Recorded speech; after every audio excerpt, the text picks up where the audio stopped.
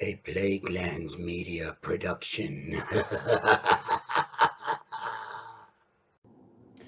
Hey everyone, this is Hugh from Dragonlance Media bringing you another role-playing game review. This time I am looking at the latest release from Wizards of the Coast, Dragonlance, Shadow of the Dragon Queen. Now you can see just from the cover art itself who some of the main antagonists are going to be in this book. We have the Red Dragon here, which hints at the Red Dragon army, and we have Lord Soth, very prominently featured on the cover. This is an interesting book in that it is, let me just straighten it up there. It's not a campaign setting, but it's a setting and a campaign mixed into one. So I'm not going to spoil the campaign itself. I'm going to kind of just skip over that part of the book. But this is set during the War of the Lance, which is basically during the Dragonlance Chronicles novel series from back in the 80s. If you haven't read this, I highly recommend it. This is one of my all-time favorite fantasy series. It's not the best written fantasy series, but it's just high adventure, dragons, undead, goblins, the whole shebang just in one trilogy. Absolutely fantastic. But I'll put that aside and get into what this book contains. So, if we open it up,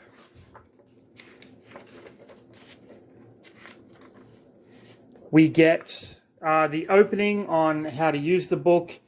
We get a history of the world of Krynn, which is really cool. We get information before the Cataclysm, what happened during the Cataclysm, after the Cataclysm, the Dragon Queen returns. Now, all of this history is great for people who are new to the setting, but if you buy this book and you're new to the setting and you love it, go back and read the novels that cover all of this. They are just absolutely fantastic. We get the War of the Lance, which is what was documented, so to speak, in the Dragonlance Chronicles series. We just get a brief overview because this campaign actually happens during the War of the Lance period, which I thought was just phenomenal. We get life on Ansalon. We get an overview of Calaman, because most of this adventure happens in that area. Religion. So we have the gods of good. For those of you that aren't familiar with Dragonlance, there's a period of time called the Cataclysm where the king priest of Istar basically demands that the gods work for mortals, and the gods go, fuck you, and they throw a mountain on the city, and the gods just stop communicating with mortals. So the whole point of the Chronicles is that one of the gods of good, Meshakal, has kind of come back to Krynn via a magic item that one of the characters, you'll see here, Goldmoon, she has the blue crystal staff, and then it's basically the gods of good coming back because the gods of evil have taken over. It's a fantastic story. So we have the gods of good, the gods of neutrality, and of course the gods of evil. Then the first chapter goes into character creation. Krynn has many different, I want to say races, but Wizards of the Coast are taking that word out of their lexicon for the game, so to speak, and calling them species. So I'm going to use species for now. So we have the dwarves, and there's mountain dwarves and hill dwarves. A little bit of history here. The elves, we have the Silvernesti, Qualinesti, and Kaganesti elves. Think of these as high elves, wood elves, wild elves. There's also a bit on the sea elves, the Dimonesti and the Dagonesti. We have gnomes. In Dragonlance, gnomes are like the tinkers. They build machines and things like that. Humans and the different areas that humans can kind of come from. And we have a new race, the Kenda. You'll notice there are no halflings in Dragonlance. The Kenda kind of fill that role, so to speak.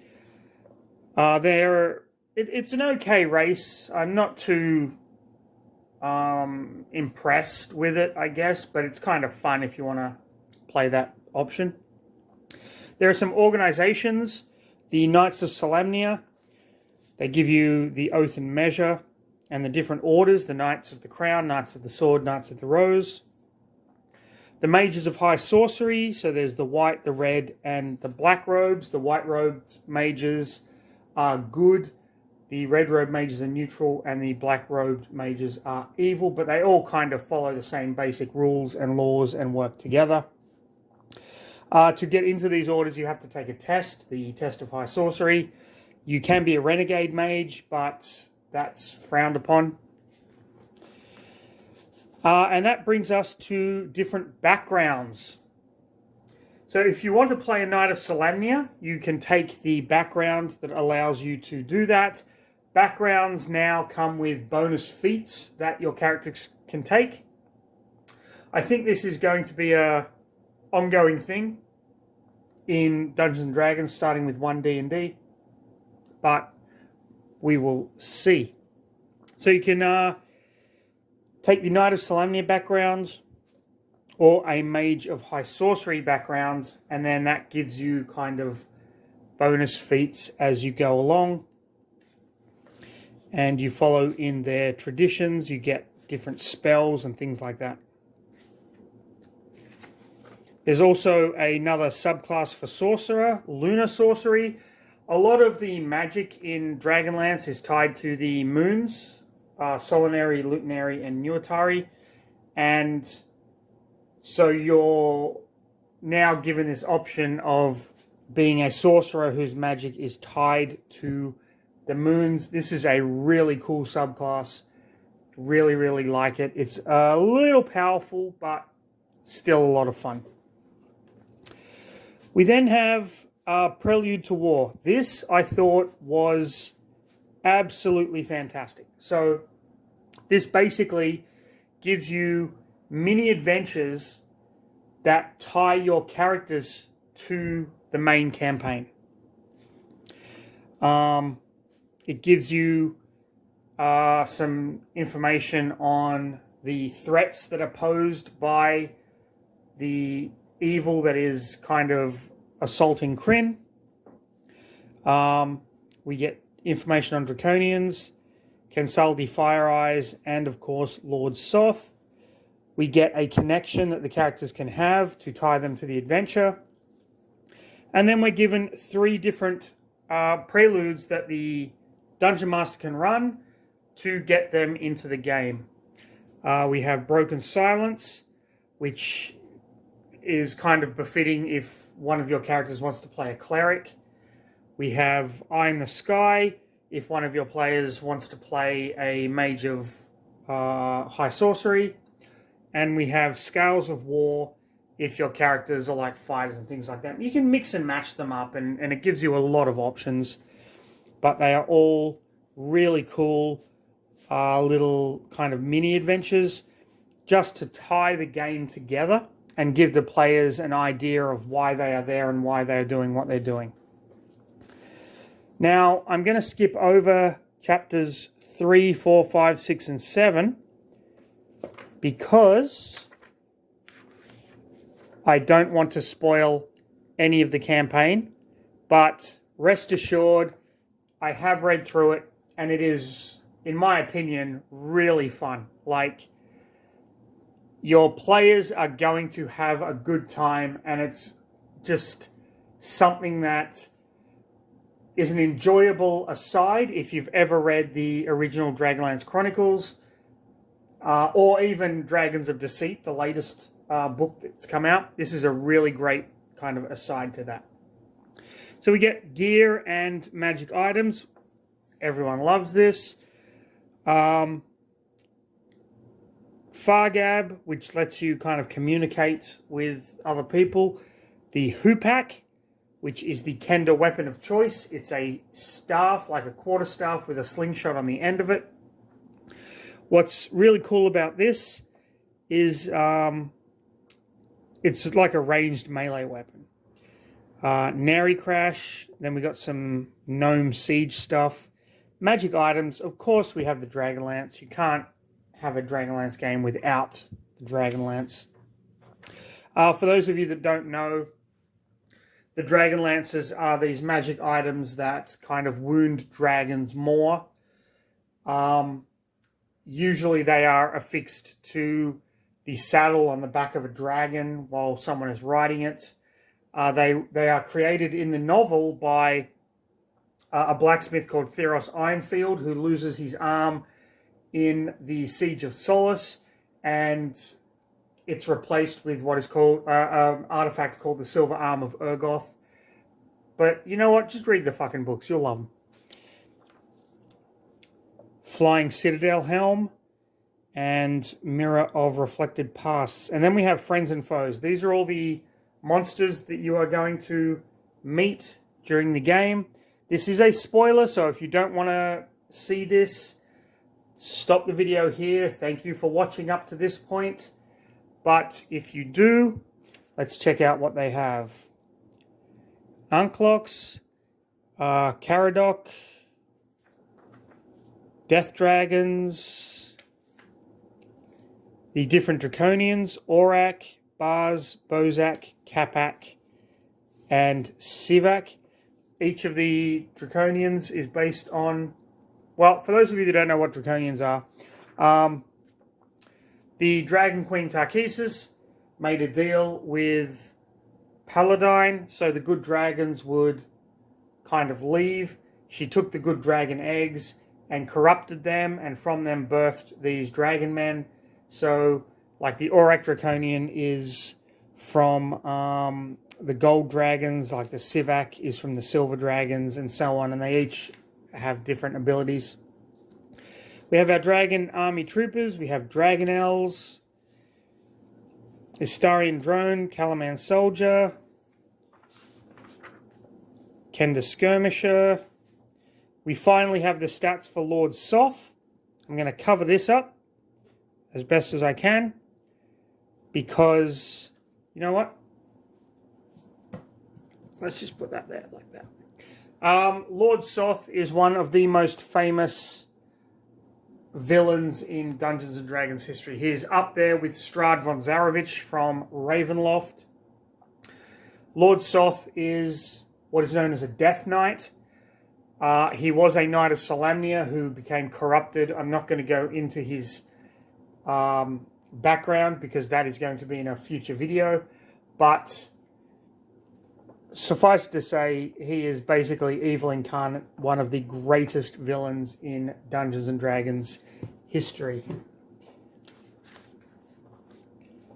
Red Ruin, Skeletal Knight. And we have some sidekicks that you can kind of get along the way, which is pretty cool. We have the different ways to level up the sidekicks.